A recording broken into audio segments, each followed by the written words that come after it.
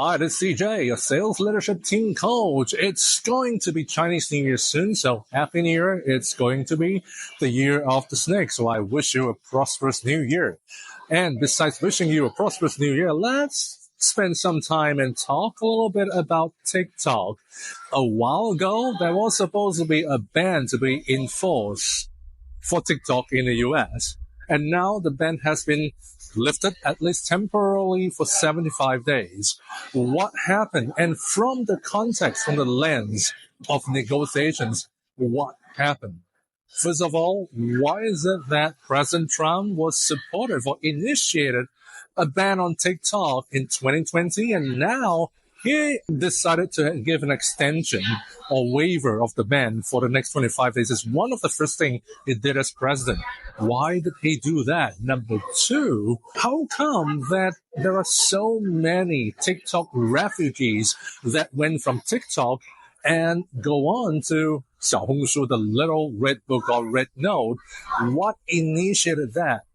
Thirdly, TikTok itself, how come that, when there is a ban, TikTok actually forbidden all American users from using the platform? It's not even enforced by the government, but TikTok banned users themselves from using TikTok when the ban was supposed to go in place. If you look closely, these are clues on how negotiation is being done. First of all, President Trump, why did he try to reinstate TikTok? It turns out that he became friendly with one of the investors of TikTok, who is also a Republican billionaire who's got skin in the game. Now, when he tries to unban the ban, could it be that he also smelled money?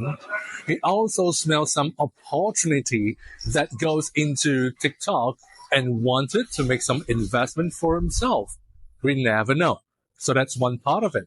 Number two, how did we have so many TikTok refugees that went to a platform that wasn't even available in the English language, much less in US, until very recently? How did 1 million TikTok users downloaded the red note of Xiaohongshu when it's never had a presence at all in the US? Now, could it be a ploy? I'm just guessing, but could it be a ploy by TikTok themselves to encourage, to introduce, to instigate people on TikTok to seek refuge in a Chinese app? Because the signaling is this.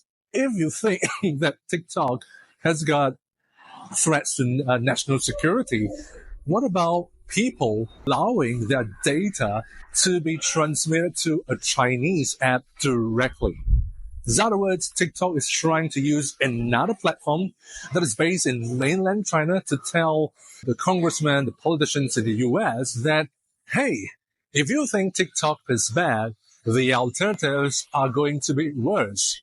The TikTok users are not going to migrate to YouTube or Instagram.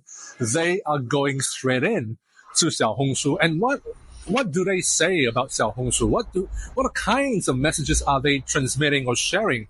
They are sharing that, hey, China is a great place. They got cheap cars. They got lots of food. They got great parks. They got huge, good safety at night. And these are the messages that are transpiring throughout Xiaohongshu with the American users. So could it be some kind of signaling to tell the world that, the world without TikTok could be a worse situation, could be a worse payout for American politicians? Because if you're concerned about national security, now you got millions, potentially, of users who could be divulging their data straight into a Chinese server that is running in China. And there's no way of the US banning or blocking that app. So it could be a way of TikTok using TikTok users to signal to Congress as a bargaining chip. We never know. Thirdly, thinking about TikTok doing a black screen, blocking their own users, that's a great way of signaling. It tells congressmen, it tells the politicians in the US that TikTok is willing to sacrifice everything. It's willing to shut itself down even for one day and see what happens. And the impact is great. People are surprised and sometimes shocked that TikTok is willing to stand by its own guns. And if they want to go into any kind of deal, well, it's going to be on TikTok's terms, because TikTok is willing to stake everything to get the negotiation outcome that it wanted to have. So right now, with the 5-day extension, you may not know what kinds of deals that could happen behind the scenes. And whatever it is, TikTok is sending a clear message that if the deal is not to their expectations, they are willing to black out the entire TikTok ad in the USA. Right? So that's some strong signaling from the CEO of TikTok. Now, when it comes to the art of the deal, we may think that President Trump will be a masterful negotiator, but hey, we said earlier that he may be reversing the ban because he's now friendly with some billionaire investor in TikTok in the US.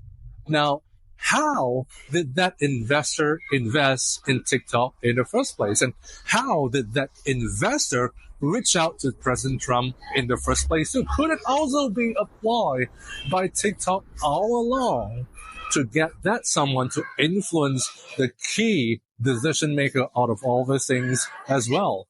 So could it be that TikTok is the real masterful out of the deal negotiator all these while in the US of A? So a shout out to Shou Zhao, the Zhou Shouzi, the CEO of TikTok. If I'm guessing what it is, then you are really a masterful negotiator. And a shout out also because Zhou Shouzi we went to the same secondary school in Singapore. He's 10 years my junior. So I'm here trying to rub it off on me to say, hey, I got this great schoolmate junior who is really, I admire that negotiation skills. It was really masterful negotiation on an international level, no less, and influencing key decision makers to get a deal that is the most favorable to them in a very challenging situation. So here's something to think about for Chinese New Year. This is CJ signing out here.